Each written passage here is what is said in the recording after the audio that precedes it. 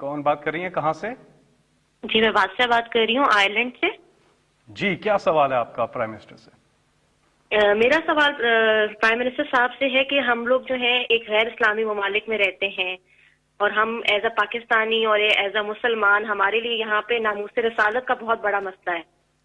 ہم لوگ ان سے ہمارا یہ ہے کہ ایک ارب سے زائد مسلمانوں کی جو ہے نبی صلی اللہ علیہ وسلم کے ساتھ محبت کو بار بار آزمایا جاتا ہے، جس سے تمام مسلم ممالک میں اشتعال پیدا ہو جاتا ہے۔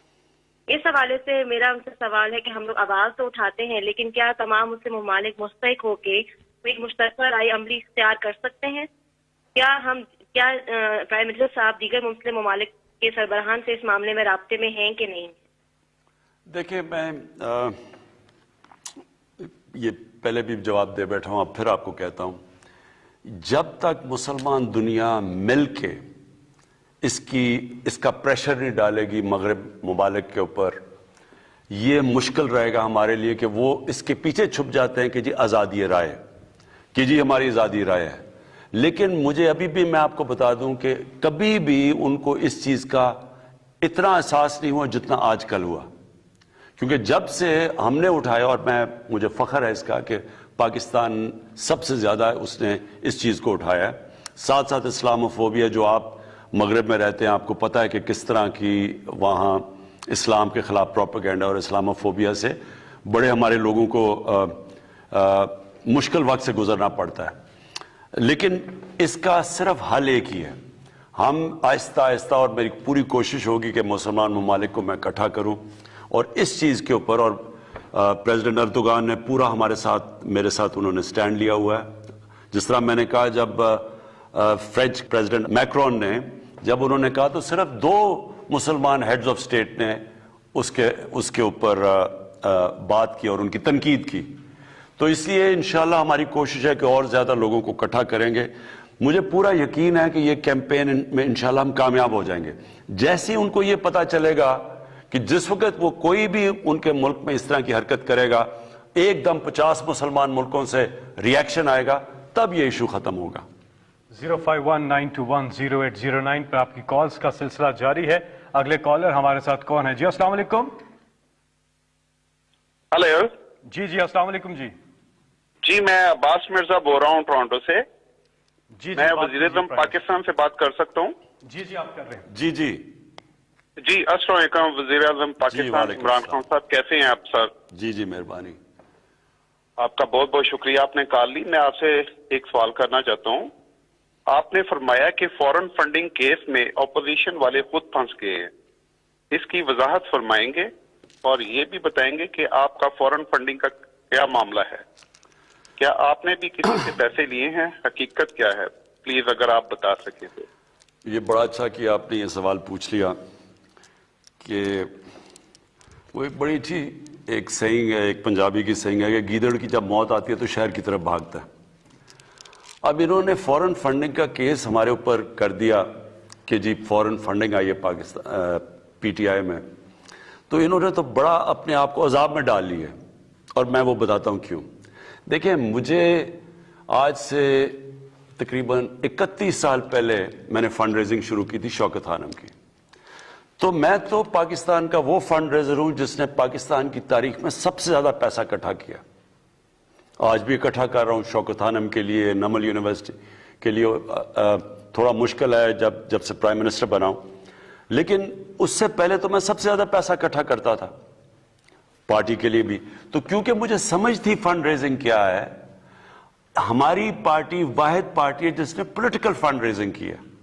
پولیٹیکل فنڈ ریزنگ کیا ہوتی ہے کہ ہم باقاعدہ ڈنرز کرتے تھے، ڈنرز پہ لوگ آتے تھے، ان لوگوں سے پھر ہم ان کو بتاتے تھے کہ پارٹی کیا کرنا جا رہی ہے، اور پھر وہ پیسے دیتے تھے، اور اس میں بہت بڑا ہاتھ اوورسیز پاکستانیز کا تھا۔ میں نے اوورسیز پاکستانی سے جب شوکت خانم کے لیے شروع میں پیسے اکٹھے کیے آج سے 20-25 سال پہلے، تو سب سے زیادہ اوورسیز پاکستانی نے مجھے پیسے دیے تھے، اور میرا انٹریکشن اوورسیز پاکستان سے کیوں زیادہ تھا؟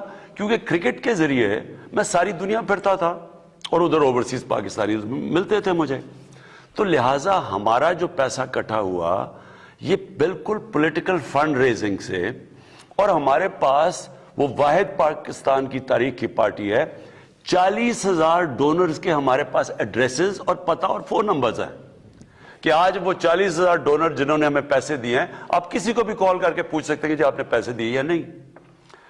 اب یہ پارٹیز ہیں، میں ان کو چیلنج کرتا ہوں کہ یہ 100 ڈونرز کے نام مجھے دے دیں۔ ہمارے 40,000 ہیں نا، یہ آپ کو 100 ڈونرز کے نام نہیں دے سکیں گے، کیونکہ انہوں نے فنڈ ریزنگ جیسے کی ہے وہ میں جانتا ہوں کیسے کی ہے۔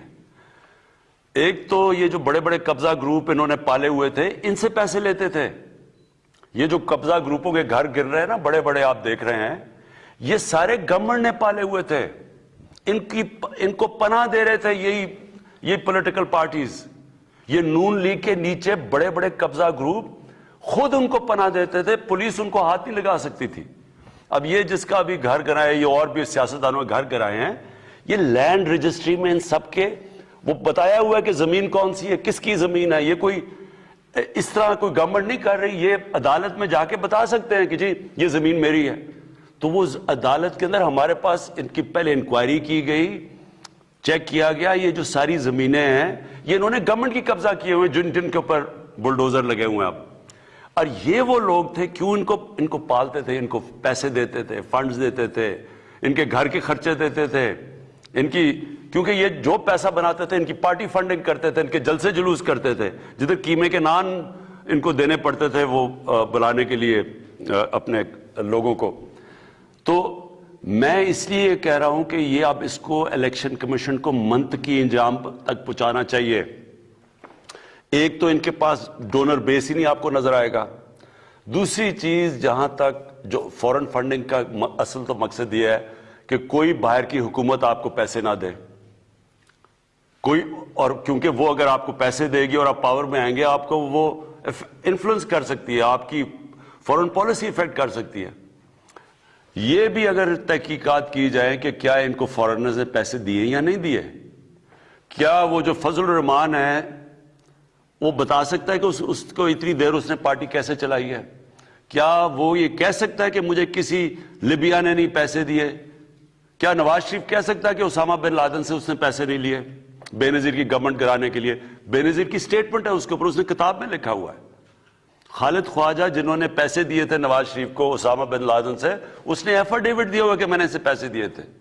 تو یہ تو خود پھنس گئے ہیں۔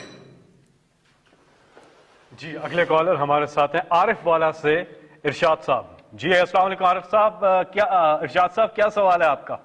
وعلیکم السلام فیصل بھائی جان، کیا حال ہے سر؟ خیریت؟ جی آپ پرائم منسٹر صاحب سے مخاطب میں بات کیجیے گا۔ ٹھیک ہے جی۔ وزیر اعظم صاحب، آپ ہمارے ہیرو ہیں، آپ سے بہتر کرکٹ کو کوئی نہیں جانتا، لیکن جب ہم پی سی بی کی کارکردگی کو دیکھتے ہیں تو نہایت شرمندگی ہوتی ہے۔ سر جب آپ کی حکومت آئی تو ہمیں امید تھی کہ پی سی بی میں بہتری آئے گی۔ پرائم منسٹر صاحب برائے مہربانی پی سی بی کو کوئی ایسا بندہ دیں جس سے اس کی کارکردگی بہتر ہو سکے۔